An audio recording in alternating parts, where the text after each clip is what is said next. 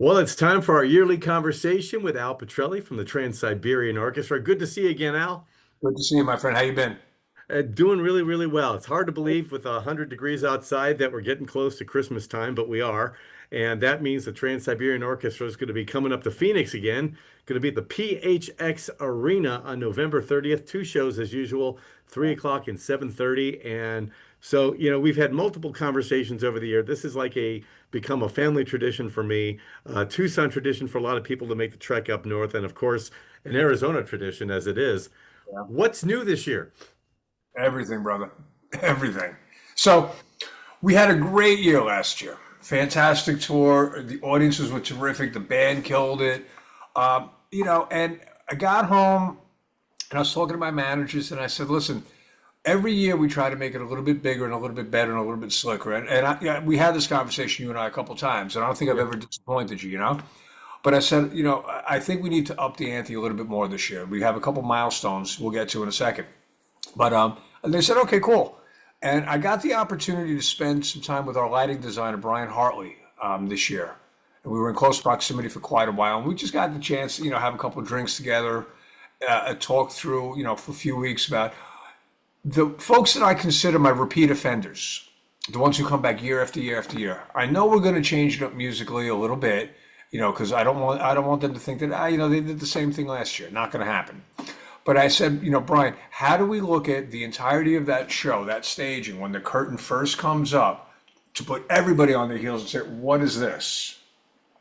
So Brian, being, an artist and a genius of what he does, came up with some spectacular ideas. Oh, So wow. the placement of the orchestra, the placement of the choir, the placement of the instrumentalist, the placement, all of it from the jump, the way the stage is built, all different.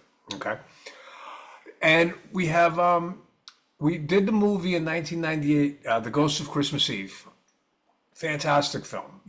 And again, Paul O'Neill seeing the bigger picture long before I could even spell bigger picture. And that movie over the first couple of years became a holiday tradition for people and for families. Like when I was a kid, Charlie Brown, or, my Mhm. family was really weird. We watched The Godfather on Christmas Eve, but Long Island Italian, what are you going to do? So we decided to bring back The Ghost of Christmas Eve this year, which we haven't done in a while.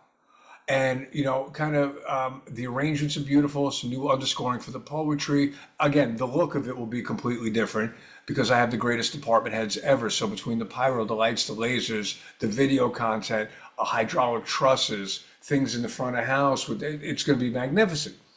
Then we were talking about the fact that we're rolling up on 25 years with the 25th anniversary of Beethoven's Last Night. It's another milestone. I mean, I feel like I recorded these records last week. You know, Yeah. that was 2 wives ago. Yeah. That's insane. 25 years. Yeah. It doesn't So seem like that.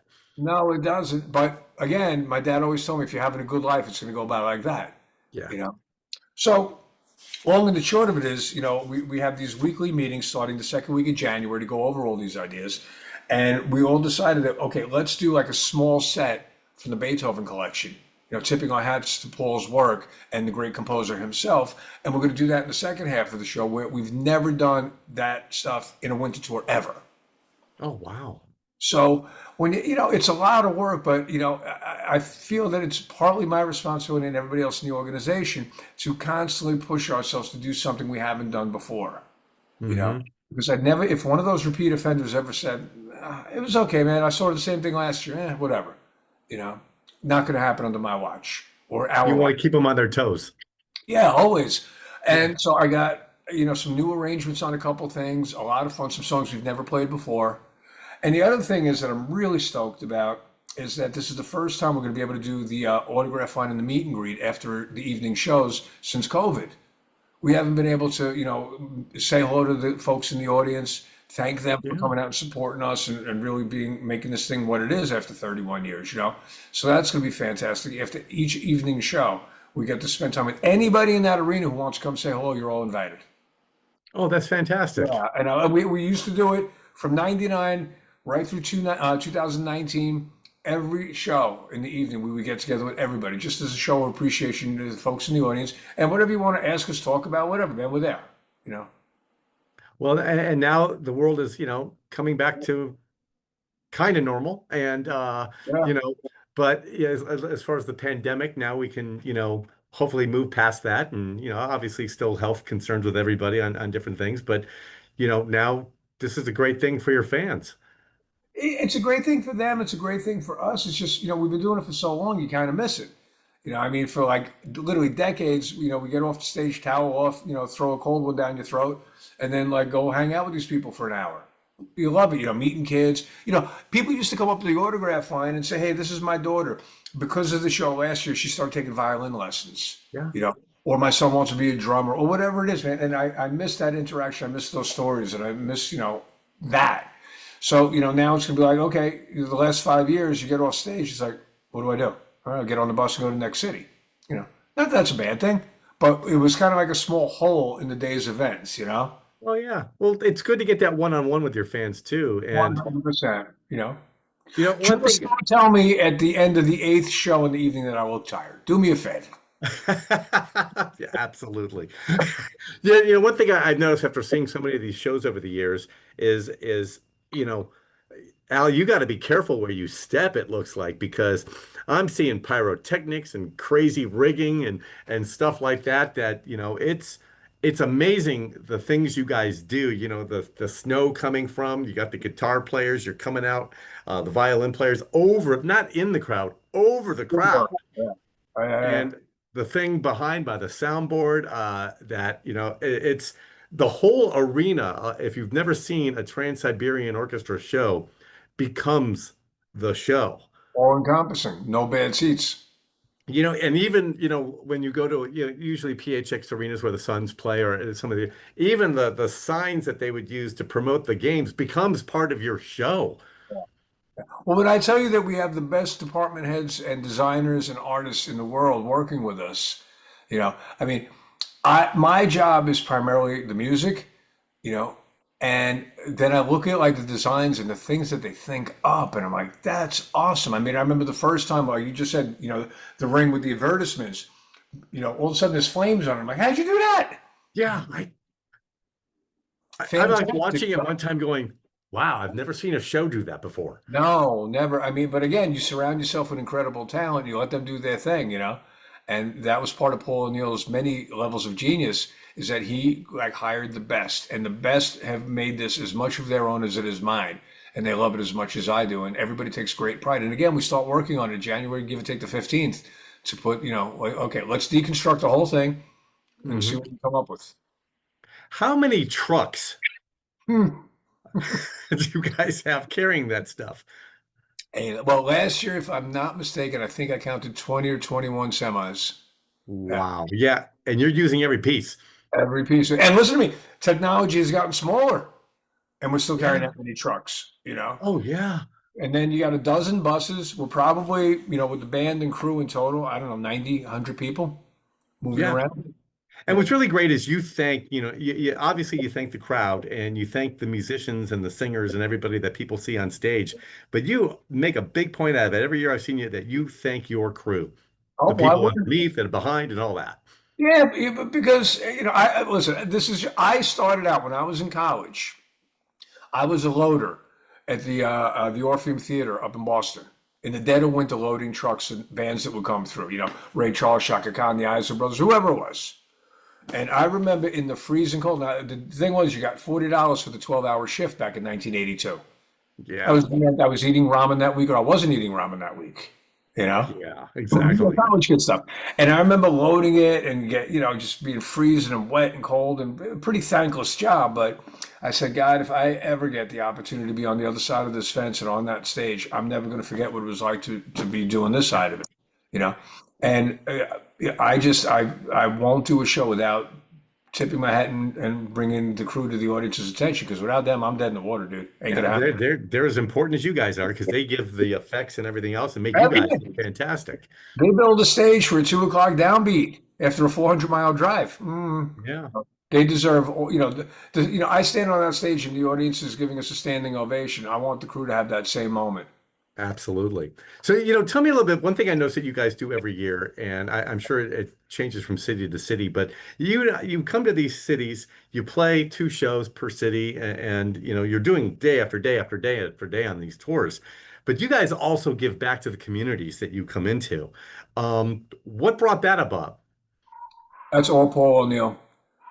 So first show we ever did, Tower Theater in Philadelphia. Legendary room, great room, And I was like, I was a little worried about doing a tour anyway. We'd never done one before, 7 cities on the tour, I think 10 shows in total. And Paul told me, he goes, the Philly show sold out in like 45 minutes. I'm like, what? Who are these people? Because up until then, what we've been doing is recording. I felt like I was in the Steely Dan of Christmas. We're just making record after record after record. Million, look over there, man. A lot of records got Oh, sold. yeah. And I'm like, who are these people coming to see us? Remind me, I got a really funny story about that after this. But Paul said, well, listen, in thanks to the community, I want to take $1 from every ticket we sold. And there's a charity that I really love down there that I want to present them a check with. And I'm like, dude, you are a prince. I mean, I used to kick around New York City with him, and every time I turn around, I'd be giving somebody a $5 bill, $10 bill, whatever. And he would tell me, he goes, listen, that money is not going to change my life, but it may help change that person's day. And if I could change a day, maybe they got a chance. So anyway, long and the short of it is that he said from now for all of eternity, every ticket we sell forever, we will take $1 and put it back in the community. Now, my brother, that was 21 million tickets ago. Yeah, That brother did not say he was going to make a difference. He made a difference. absolutely. Absolutely. So we continue on that legacy, and I'm very proud to be part of somebody so caring and so loving. Yeah, and you've carried the torch very well and very proudly as well. Well, he was my brother. He was my boss. He was my best friend. He was my teacher. I'm glad to help carry one of the many torches involved between his family, our management team, our production team, everybody, man. We all, he taught us very well, Paul, and every day I'm partly sad and partly happy, with him, his memory I'll carry with me, just like I'll carry the lessons he taught me. And I just want his legacy to live on for as long as I can do it. And then I'll pass the torch on to somebody else. Yeah, and you're doing a fantastic job, Al. Thank you. I appreciate it. So I got one more question, and then you got a funny story you wanted to I share. do, I do. But Before I let's get to get the your question question, I out. want to hear this funny story. Well, let me go real quick though. So at Yeah, that Tower yeah, Theater, we don't know who's coming to the show, right? And the yeah. curtain comes up, and right in front of me is this older couple, look like a pair of grandparents, really well dressed, those crocheted reindeer sweaters. And Uh-huh. sitting right next to them is a dude wearing a Slayer hoodie. That's perfect. That's what you want. It is, and there it is. That's absolutely what you want. So, my last question for you, I've, interviewed you quite a few times over the years and seen the band. I know what to expect. If somebody has never seen a Trans-Siberian Orchestra concert, they've only heard the music on the radio, or maybe they bought the CD or the cassette at some point in their life, but they've never had the time to see TSL. What can they expect if they're going to go to the show for the very first time ever? Well, the shorter answer is whatever you think it is, it's not. True. If you think it's a symphonic ensemble presentation, yeah, a little bit, but no. If you think it's that metal show, no, a little bit, no. If you think it's a Broadway show or a theatrical presentation, it's all this and so much more. Everything that you and I just discussed, visually, emotionally, musically, across the board. And we're doing this for 3 decades now. Come to the show. We keep the ticket prices down, so it's not a mortgage payment to take your family out. You know what I Well, mean? it's not. You're right. And if you didn't like it, I'll buy them back from you. We're good. And My it's brother, always always a pleasure, but I do got to jump. I'm so sorry to cut you off. no problem, Al. Once again, thank you. And we'll see you November 30th at the PHX Arena in Phoenix, Trans-Siberian Orchestra, 2 shows, 3 o'clock and 7:30. Get your tickets at klpx.com. Love and respect always. I'll talk to you soon, bro. Thank Talk you. to you soon, my friend. Take care. Bye.